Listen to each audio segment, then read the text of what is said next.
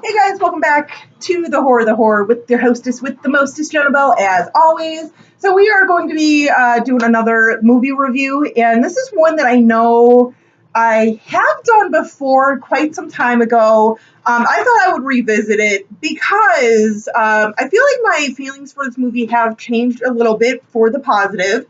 And the movie is, if you can tell by the title of this video, is Cry Wolf. This is a movie that I know we got in Horror Pack quite some time ago. This was actually in my first DVD pack. Once again, not like the first DVD horror pack of all time, just my first DVD pack. Now I know I can't remember exactly like how much positive. I think I was being a little generous with this movie at the time, from what I remember. But I know I was a little like, yeah, it's kind of like just stereotypical. It was kind of like predictable and stuff. And it is.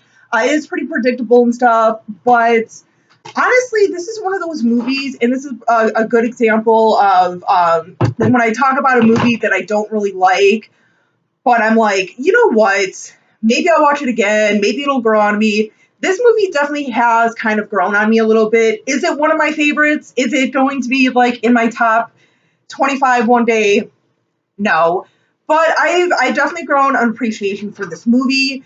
It is very much, I still feel like it's very much kind of reminiscent um, of sort of some of the movies that were still coming out at the time. I feel like this is like a tail end of this period of sort of like urban legends. I Know What You Did Last Summer, just those type of vibe movies. And once again, nothing wrong with that. I just know we had like so many of those movies at that time. Like I said, this is kind of like one of the, I feel like one of the last ones to kind of come out for that cycle.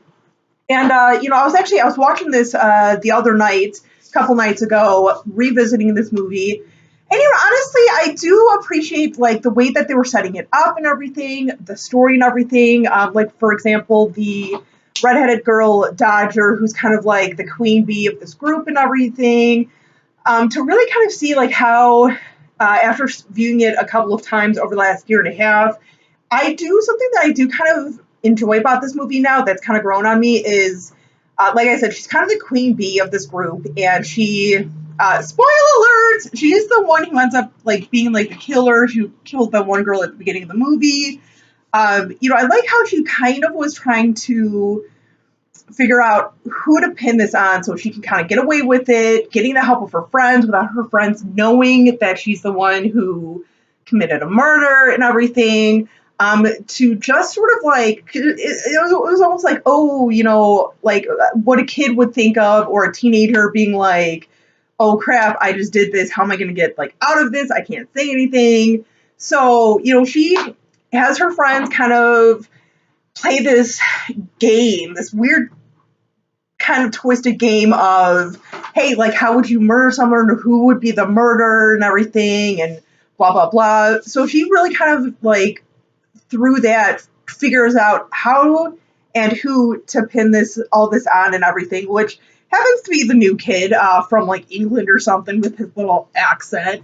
But yeah, like it's kind of a fun movie. I definitely, like I said, I've grown to kind of enjoy this movie. And I do like that they do have sort of like the red herring with the teacher who is played by John Bon Jovi.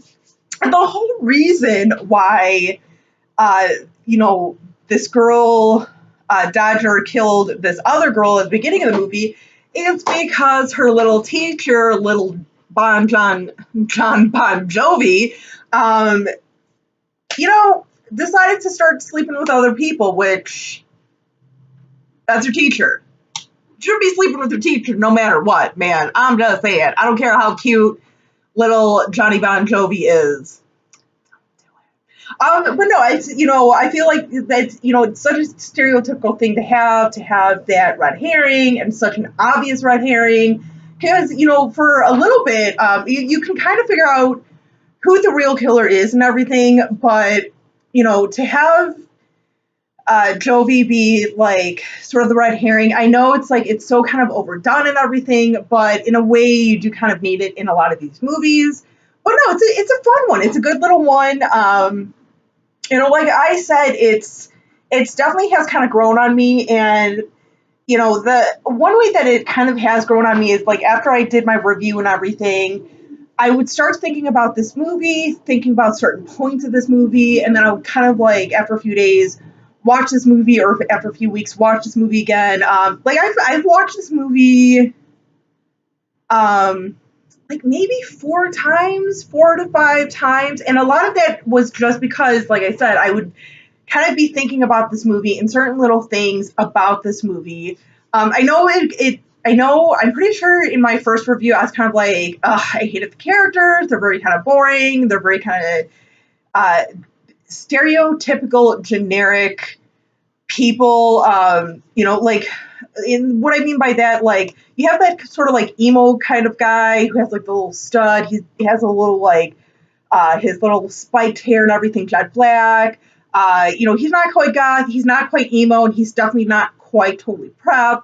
And there's the Asian girl who I feel like every scene she had to have her hair up in that sort of like Asian inspired hairdo where like her hair's a little like up like this in little like loose buns and like hair's kind of sticking out, black rimmed glasses and everything, where she's a little like trendy and everything. I was gonna say edgy, but I'm like a little more like trendy and everything like that. And nothing like against that or anything, but I feel like in this movie it just so like stereotypical what you would think of like certain individuals in this movie. Um, and then I know there's like the jock character and everything, very much overly jockish.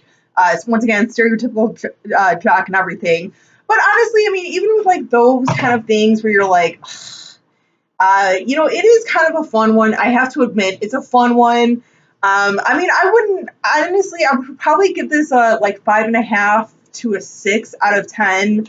A little bit on the lower rating, just because, like I said, it's not like overly great or anything, but it has kind of grown on me, sort of like a fungus over time.